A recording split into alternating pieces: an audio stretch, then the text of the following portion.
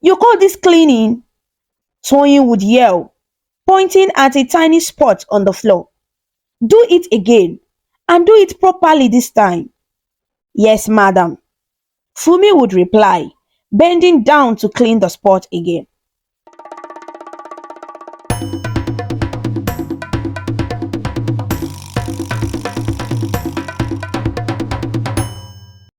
Once upon a time, in a beautiful city called Abuja in Nigeria, there lived a man named Fumilade. Abuja was a bustling city, filled with people and adorned with beautiful places. The city had tall buildings, lovely parks, and busy markets where people came to buy and sell goods. Every day, you could hear the sounds of cars honking, children playing, and people chatting. Fumilade, or Fumi, as his friends called him, was a very rich and influential man. He had a good job and was respected by many. He wore fine clothes, drove a nice car, and lived in a big house. However, despite all his wealth and success, Fumi had a problem. He was unlucky with women and found it hard to settle down. No matter how hard he tried, he just couldn't seem to find the right woman to marry.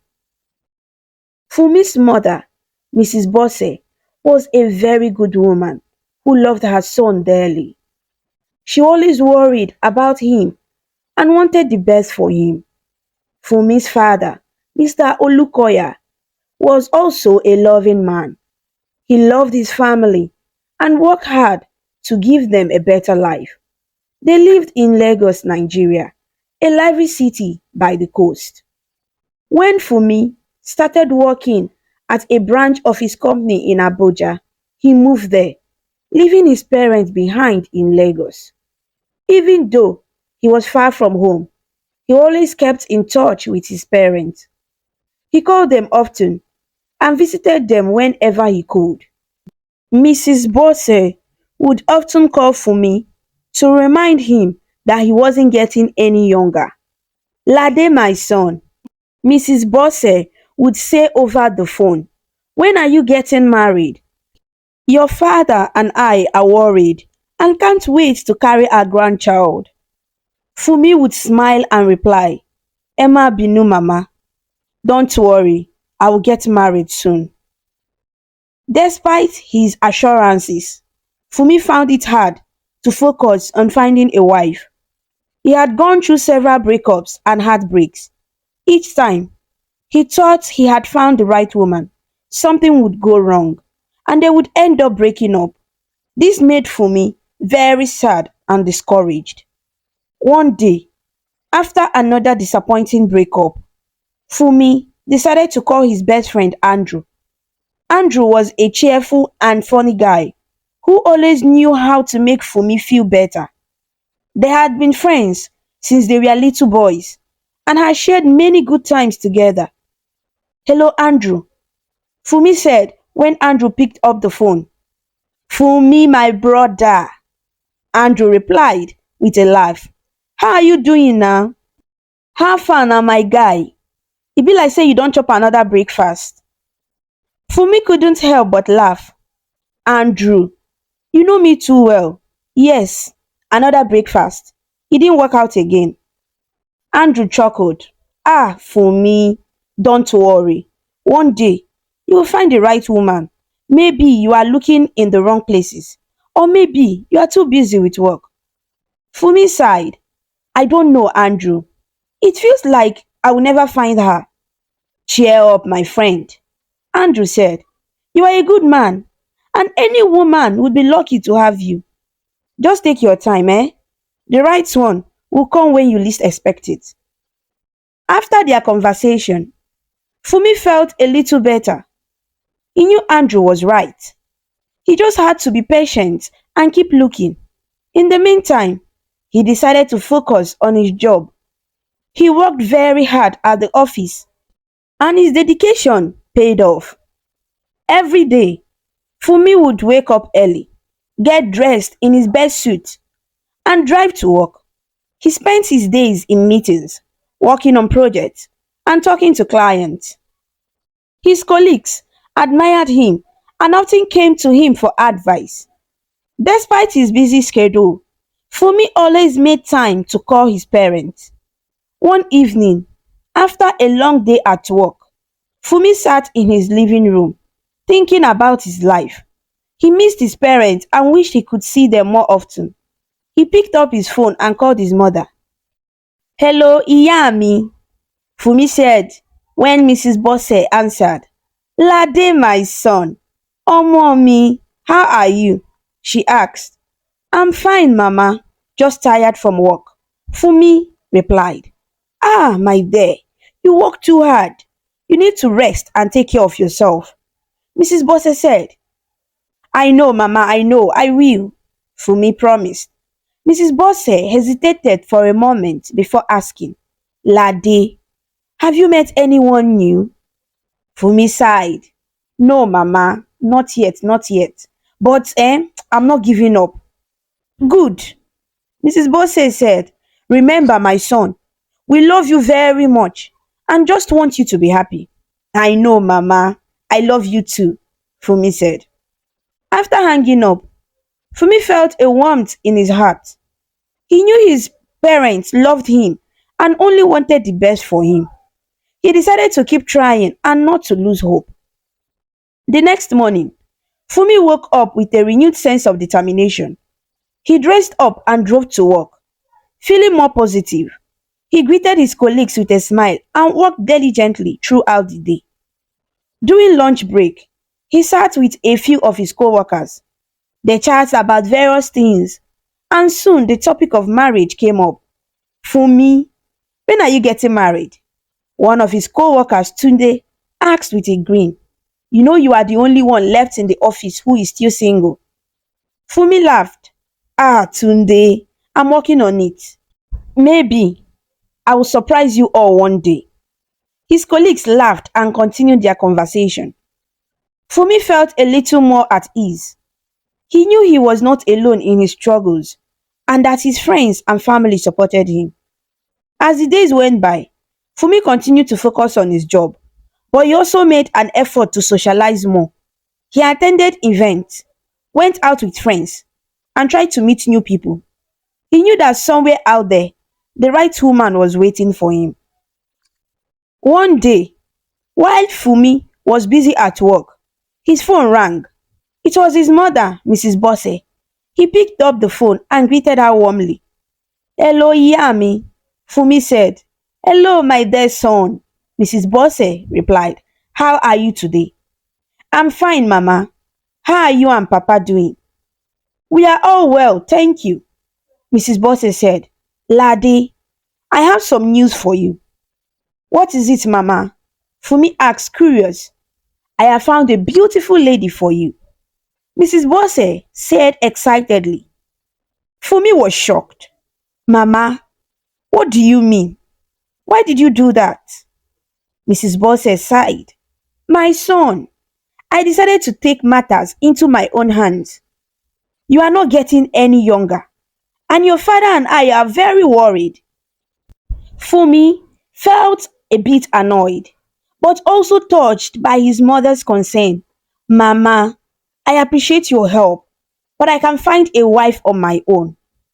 After much persuasion, Fumi and his mother struck a deal. He came up with a plan to disguise himself as a chef to see if the girl, Toyin, was really good enough for him. He wanted to make sure she was kind and not just interested in his wealth. All right, Mama, Fumi said. I will meet her, but we will do it my way. I will disguise myself as a chef, and Daniel, my real chef, will pretend to be me. This way, I can find out if she is truly a good person. Mrs. Bosse agreed to the plan. They set everything into motion. Fumi prepared for Toyin's visit by removing all his photographs from the walls and replacing them with Daniel's. They switched roles and names. Mrs. Bosse gave Toyin Fumi's address, and soon Toyin was on her way to Abuja. When Toyin landed in Abuja, a car was waiting to pick her up from the airport. She was excited and a little nervous about meeting Fumi. The car drove her straight to Fumi's house. As they arrived, Daniel, pretending to be Fumi, greeted her at the door. Welcome, Toyin, Daniel said with a warm smile.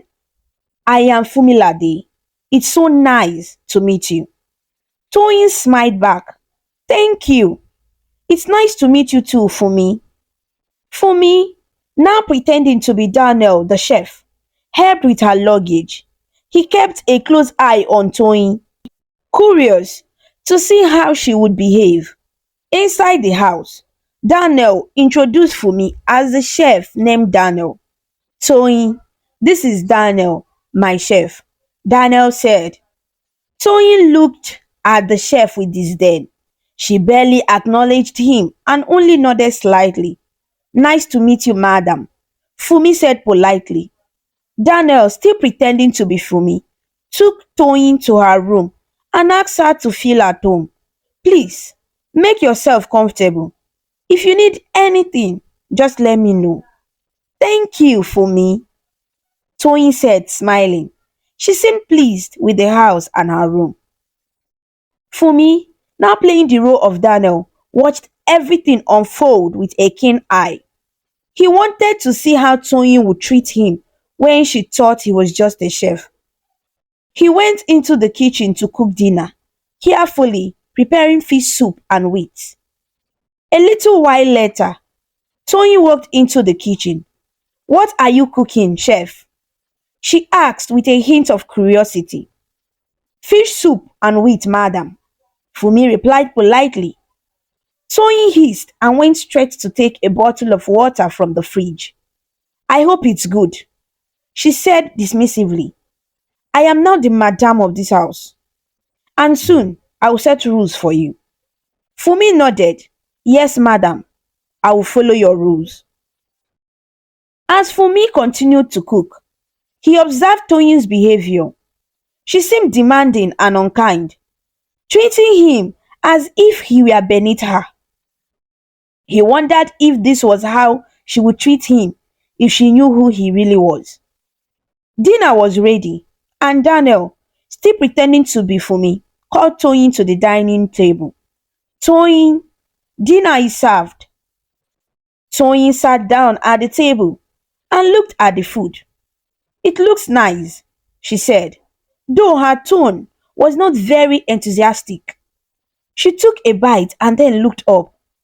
The soup is good, but it could use more seasoning, she commented. Thank you, madam, Fumi said, standing nearby. I will make a note of that. After dinner, Fumi cleaned up the kitchen while Toyin and Daniel, the pretend Fumi, talked in the living room. Toyin spoke about her life and how she was looking forward to moving to Abuja. She seemed happy, but also made several comments that hinted she was more interested in Fumi's wealth than his personality. Abuja is such a lovely city, Toyin said. I am excited to live here, especially in such a beautiful house. Yes, it's a nice place, Daniel agreed. I'm sure you will enjoy it.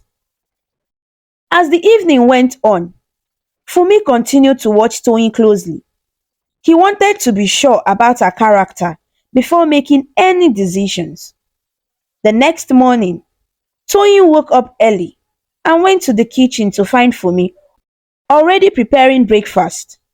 Good morning, madam, Fumi greeted her. I'm making eggs and toast for breakfast. Toyin barely acknowledged him. Just make sure it's ready soon, she said. Fumi nodded. Yes, madam. As they sat down for breakfast, Toyin turned to Daniel, still believing he was Fumi. I have some ideas about how we can make this house more comfortable, she said. I think we should hire more staffs to take care of things. Daniel nodded. That sounds like a good idea. We can discuss it further. After breakfast, Fumi continued his duties as the chef, while Daniel and Toyin spent the day talking and getting to know each other. Toyin seemed more interested in talking about the lifestyle she wanted and the things she expected from her future husband. Throughout the day, Fumi kept a close watch. He noticed that Toyin was often rude and dismissive towards him, treating him as if he were invisible. She seemed to care more about the status and luxury that came with being with Fumi rather than caring for him as a person. Later that evening, Toyin sat on the couch, making videos and laughing. She was having a great time, taking selfies and chatting with her friends on her phone. Fumi, disguised as the chef Daniel, walked into the room carrying a cup of juice for her. He stood there, waiting patiently for her to finish her video. Fumi stood there for almost an hour, holding the cup of juice, before Toyin finally noticed him. She dropped her phone and looked at him with annoyance. "What do you want?" Toyin asked, frowning. "Madam, I brought you some juice," Fumi said, holding out the cup. Toyin took the cup and without warning, poured the juice all over Fumi. "Get me a fresh one," she demanded. Fumi was shocked and asked, "Why did you do that, madam?" "Because I have the right to do whatever I like," Toyin replied hotly. Fumi bit his tongue, trying to keep his cool. "Yes, madam," he said, and went to get a mop to dry the floor. He cleaned up the mess and then got another drink for Toyin. All the while, Toyin watched him with a smirk on her face, clearly enjoying making him feel small. Meanwhile, Daniel, who was pretending to be Fumi, would dress up and leave every morning, pretending he was going to work. He would wave goodbye to Toyin and tell her to have a nice day. "Take care, Toyin," Daniel would say, smiling as he left the house. "Bye, Fumi. Have a good day at work," Toyin would reply, smiling sweetly at him. As soon as Daniel left, Fumi, still disguised as Daniel's the chef, would stay home all day with Toyin. She treated him like that, constantly insulting him and finding fault with everything he did. "You call this cleaning?" Toyin would yell, pointing at a tiny spot on the floor. "Do it again, and do it properly this time." "Yes, madam," Fumi would reply, bending down to clean the spot again. Toyin would find any excuse to hit Fumi with whatever was in her hand. If he didn't bring her drink fast enough, she would hit him with her phone. If he didn't clean the house to her satisfaction, she would slap him with a towel. One day, as Fumi was serving lunch, Toyin deliberately tripped him, causing the tray to fall and the food to spill all over the floor. "Look what you have done," Toyin screamed. "You can't even serve food properly." Fumi, trying to stay calm, replied, "I'm sorry, madam. I will clean it up right away." Toyin watched him with disdain as he cleaned up the mess. "You are useless," she muttered under her breath. Fumi felt a deep sadness. He had hoped Toyin would be different, but she was proving to be very toxic. She was mean, selfish, and disrespectful. He knew he couldn't marry someone like that. Toyin would also cook up lies about Fumi. She would tell Daniel, who was pretending to be Fumi, that the chef had been rude to her or had not done his job properly. "Fumi, that chef of yours is so rude," Toyin complained one evening. "He didn't clean the kitchen properly and talked back at me." Daniel, playing along, would pretend to be angry. "Daniel, come here," he would call. "Yes, sir." Fumi would reply, walking into the room. Toyin tells me, you have been rude and not doing your job properly. Is this true? Daniel would ask sternly. No, sir, I did my best. Fumi would reply, trying to defend himself. Don't argue with me. Daniel would say, pretending to be strict. Apologize to Toyin and make sure it doesn't happen again. I'm sorry, madam. Fumi would say, even though he knew he had done nothing wrong. Toyin would smile smugly, enjoying the power she thought she had over him. She continued to treat Fumi poorly, making his days miserable. He would make unreasonable demands and expect him to cater to her every whim. One evening, Toyin decided she wanted a special dinner. She called Fumi into the living room and said, Daniel, I want a special dinner tonight. Make something really nice and fancy. Yes, madam, Fumi replied. He spent hours in the kitchen preparing a delicious meal.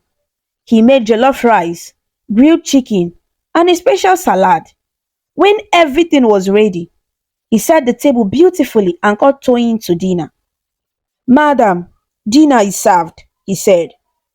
Toyin came to the table and looked at the food. This looks good, she said. But then, she took a bite and immediately spat it out. What is this? It's too salty. Fumi was taken aback. I'm sorry, madam. I will fix it right away, he said, even though he was sure the food was fine. Don't bother, Toyin snapped. You can't do anything right. Fumi cleaned up the table and went back to the kitchen, feeling disheartened. He couldn't understand how someone could be so unkind. He knew he had to tell his mother about Toyin's behavior. The next day, after Daniel had left for his pretend work, Toyin continued to make Fumi's life difficult. She ordered him around, insulted him, and even threw a glass of water at him when she was displeased with the way he had arranged the living room. You are the worst chef ever, Toyin yelled. I don't know why Fumi keeps you around. Fumi kept his head down and did his best to stay calm. He knew that this charade had to end soon. He needed to talk to his mother and figure out the best way to reveal the truth to Toyin. One day, while Fumi, still disguised as Daniel, the chef, was busy in the kitchen preparing lunch, Toyin walked in. She had a strange look on her face, one that Fumi couldn't quite place. She approached him, standing a little too close for comfort. Daniel, Toyin said softly, I need to talk to you. Fumi looked up from his work. Yes, madam, what is it? Toyin smiled, but it wasn't a friendly smile. It was more of a cunning grin. I want you to do something for me, she said, her voice low and smooth.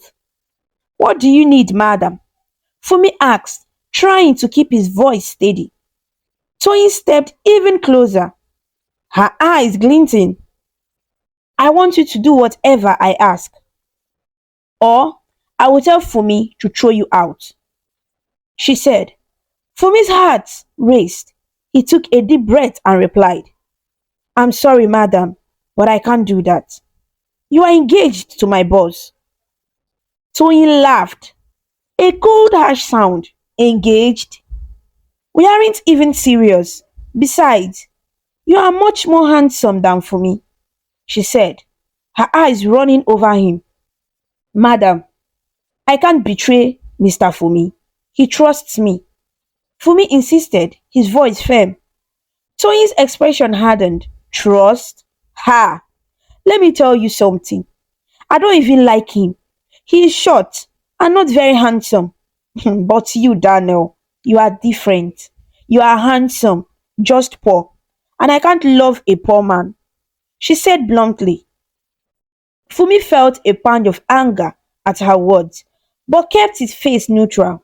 Madam, I appreciate your words, But my loyalty is to Mr. Fumi. Toyin smiled. Loyalty? Let me make this clear. I can use you as my sidekick and still marry Fumi. We just have to keep it a secret, she said, her voice dripping with deceit. Fumi was horrified by her proposal. He couldn't believe that Toyin, the woman his mother had chosen, was capable of such dishonesty. He knew he had to keep his cool and not let her know his true feelings. Madam, I really can't do what you are asking. It wouldn't be right, Fumi said calmly. Toyin's eyes flashed with anger. You dare refuse me? Remember, if you say anything about this to Fumi, I will make sure you are thrown out on the streets. She hissed. At that moment, Daniel, who was pretending to be Fumi, returned from his pretend work. He walked into the room smiling. Hello, Toyin. How was your day? Toyin quickly stepped away from Fumi and put on a sweet smile. Oh, it was fine for me. I was just talking to Daniel about dinner. She lied smoothly. Daniel nodded. Good to hear. Daniel, can you prepare something special for us tonight? He asked, playing along with the charade. Of course, sir. Fumi replied, bowing his head slightly.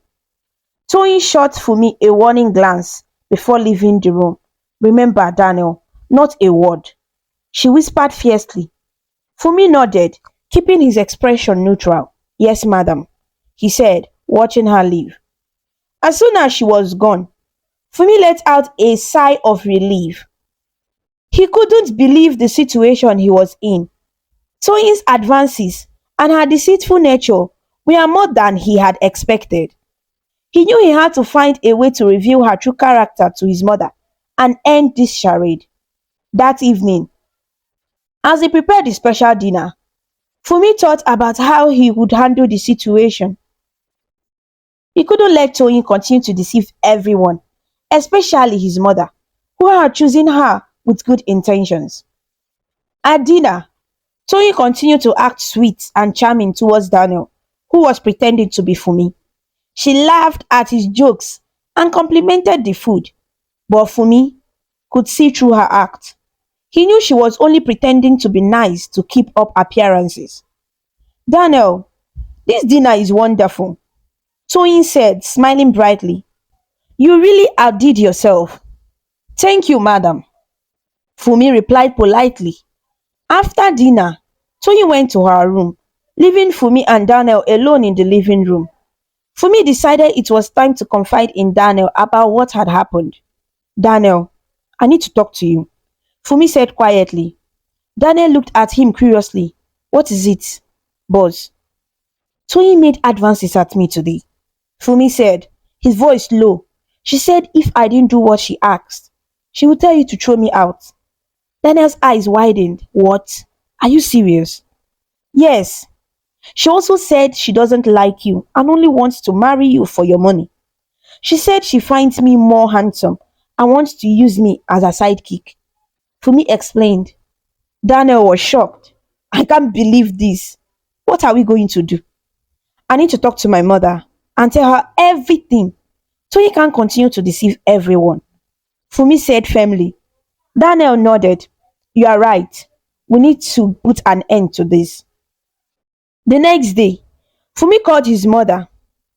Yami, I need to talk to you. It's urgent, he said.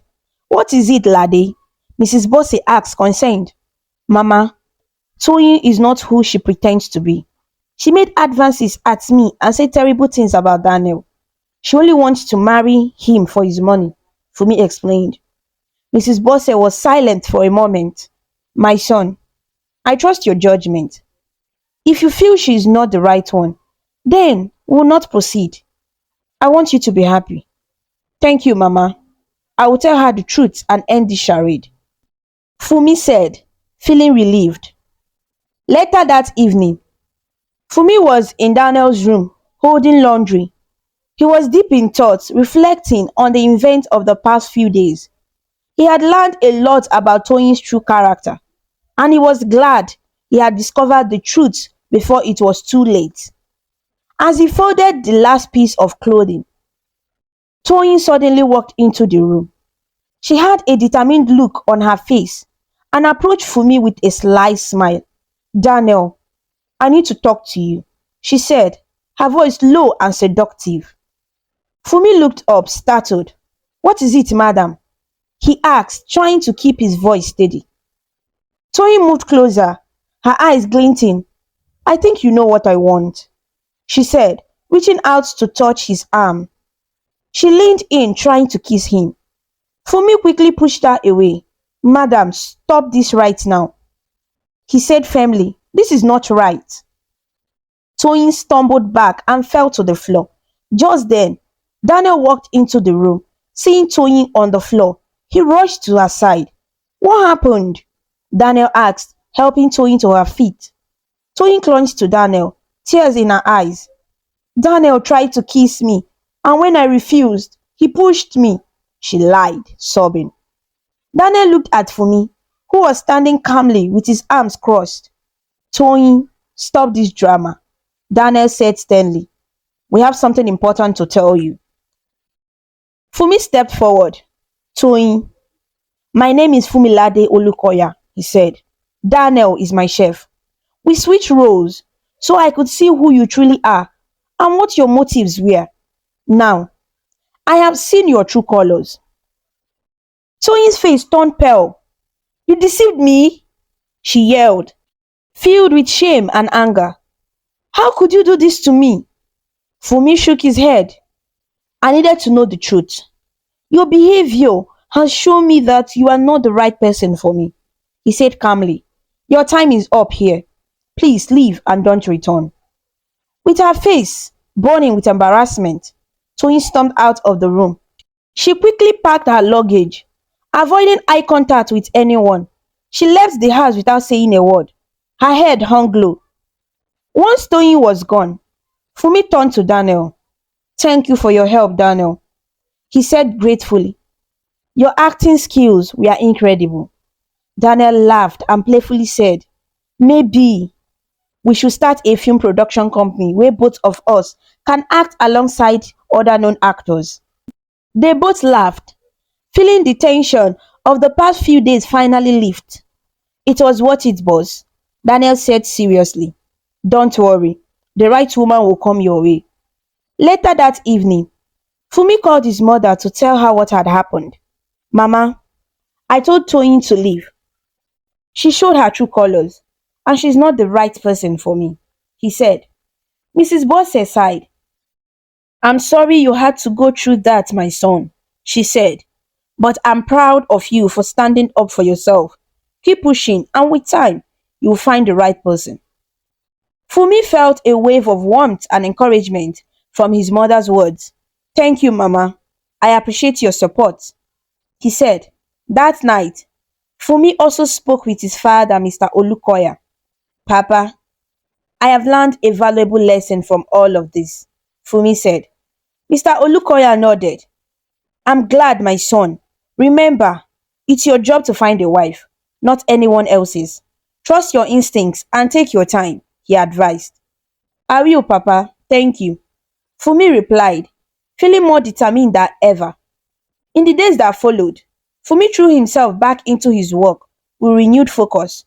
He worked hard at his job, earning respect and admiration from his colleagues and superiors. He knew that finding the right person would take time, but he was willing to wait for true love. Despite the disappointment with Toyin, Fumi remained hopeful. He continued to live his life with integrity and kindness, knowing that the right woman would come along when the time was right. As the time went on, Fumi and Daniel decided to switch roles again. This time, they wanted to hire a cleaner to help with the housework. Her name was Destiny.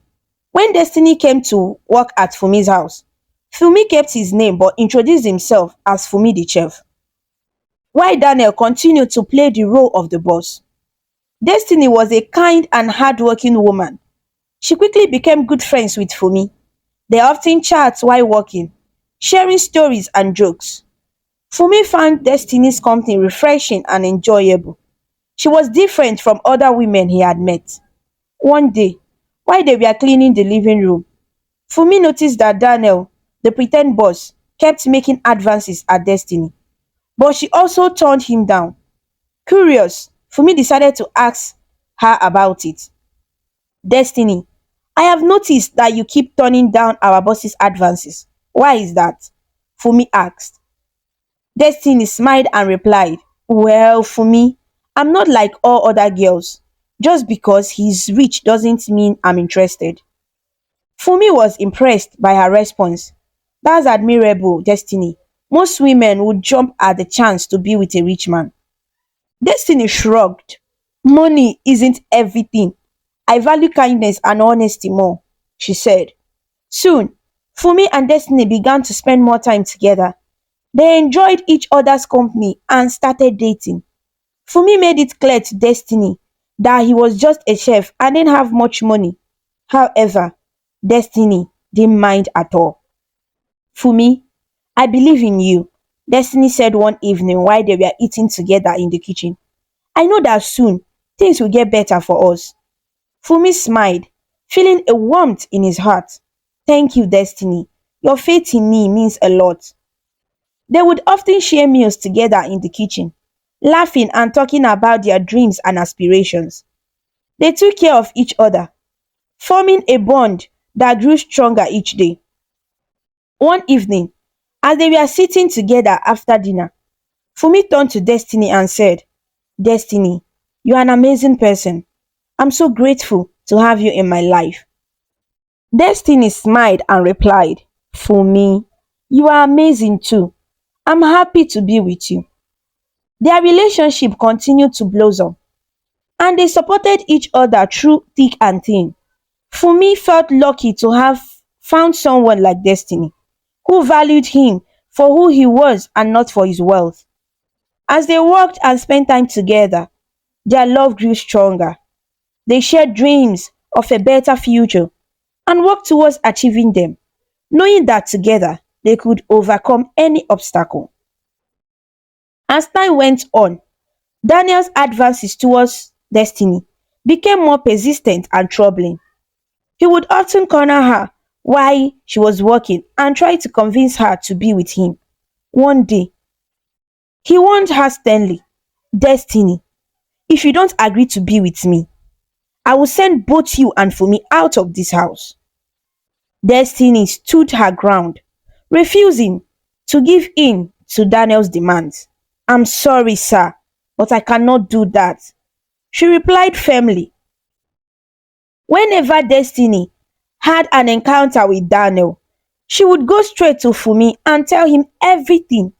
Fumi, Daniel threatened to throw us out again today if I don't agree to be with him, she said one evening, her voice filled with worry.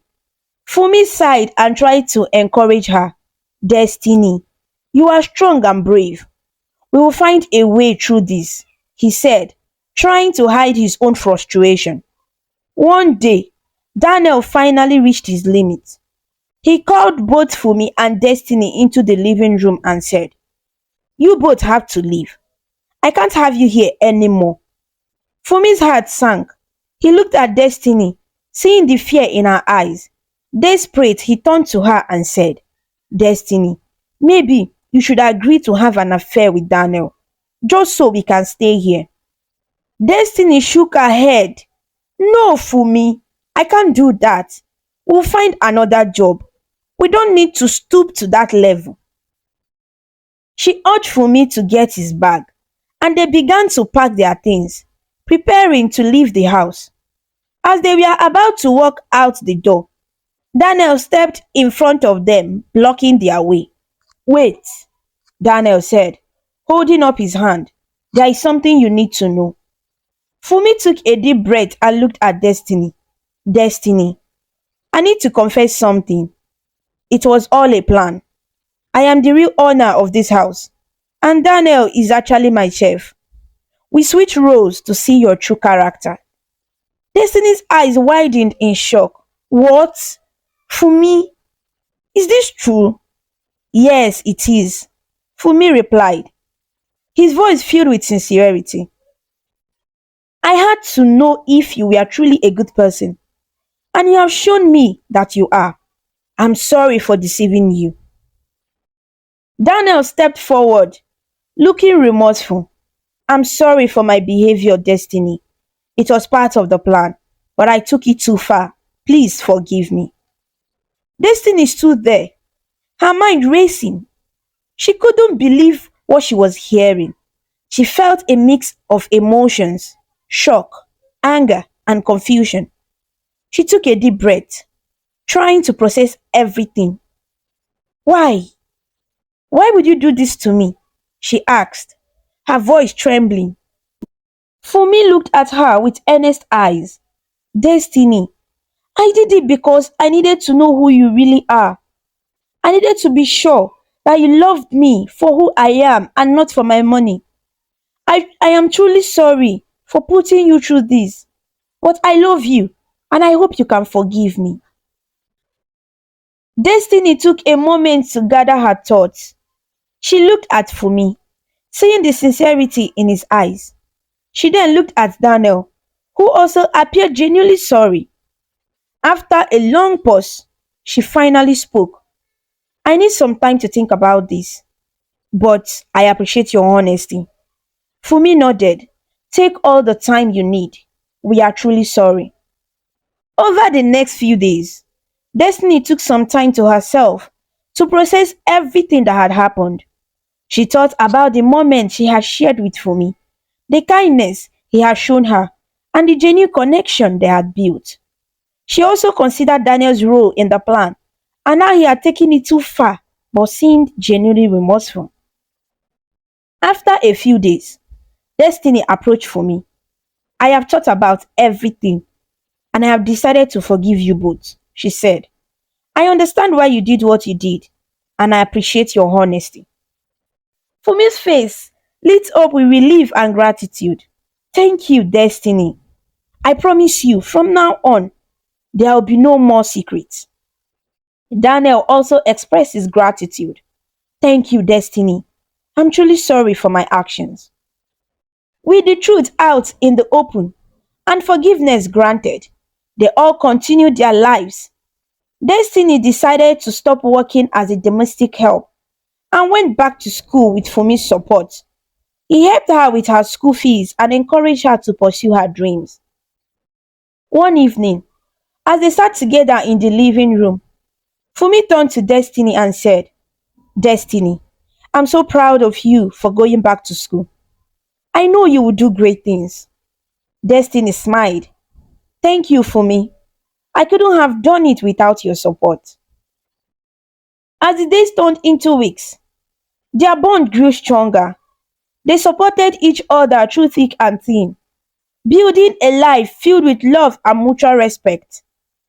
Fumi continued to work hard at his job, knowing that he had found a true partner in Destiny.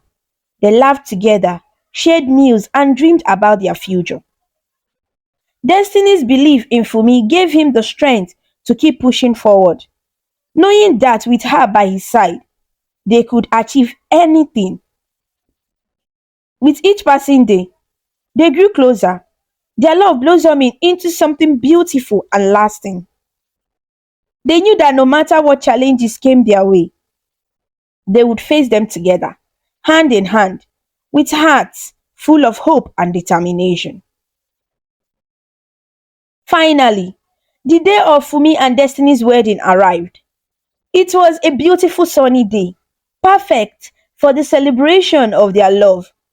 The wedding ceremony was held in a lovely garden, adorned with colorful flowers and elegant decorations. Family and friends gathered to witness the union of two hearts that had faced many challenges but emerged stronger. Mrs. Bosse and her husband, Mr. Olukoya, were present, beaming with pride and joy. Destiny's family, including her mother and father, were also there, sharing in the happiness of the day. The air was filled with laughter, music, and the sweet aroma of flowers. As Destiny walked down the aisle, escorted by her father, she looked radiant in her white gown. Fumi stood at the altar, his heart pounding with love and excitement. He couldn't take his eyes off her. feeling incredibly grateful for the journey that had brought them to this moment.